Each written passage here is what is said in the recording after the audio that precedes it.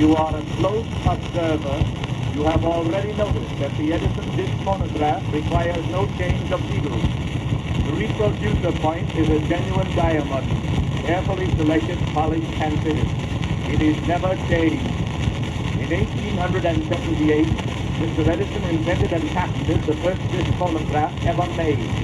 But this instrument before you is the first disc phonograph he has ever permitted to be offered to the public in his name.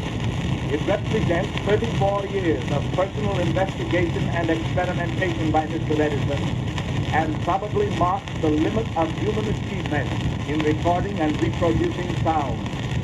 In designing the reproducer for this instrument, Mr. Edison constructed and tested over 2,000 different models. The material used in the record was selected with equal care. It is an entirely new material, possessing properties which have a very great part in the excellence of the reproduction.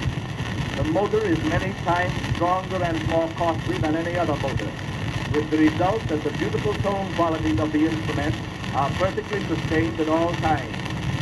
Mr. Edison has conducted a series of exhaustive acoustical experiments which have resulted in new methods of sound recording, entirely unknown to other manufacturers and very much superior to their methods.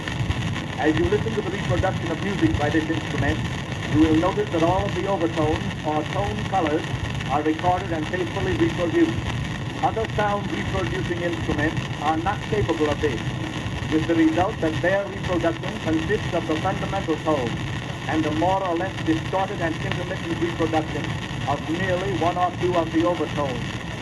Other records, compared with Edison records, are like an outline drawing without color, shading, or detail, compared to a finished painting with all the planes, tones, colors, and perspectives.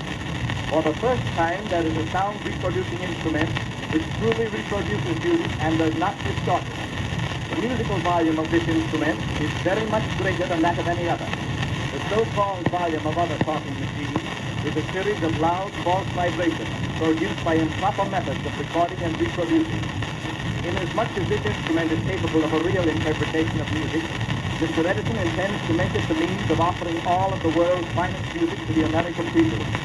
From month to month, he will present purposeful programs of music, including the works of the great composers, a revival of English and ballad opera and historic lyrics, a review of the music of the nation, gems of grand opera, fine old songs, so aptly called art songs, the best beautiful numbers from modern light opera successes, and all of the contemporary popular music. The artists who make records for the Edison disc phonograph are chosen with the greatest care. They are judged by the standards that prevail in the musical centers of Europe and include the finest voices in the world. In selecting artists, we disregard the bombastic claims of high express agents, the illusions of stage settings and flattery, or the charm of stage presence. We select only those singers whose art is so great that the full measure of their power is felt without seeing them. Artists whose voices abound with a wealth of color, feeling, and expression.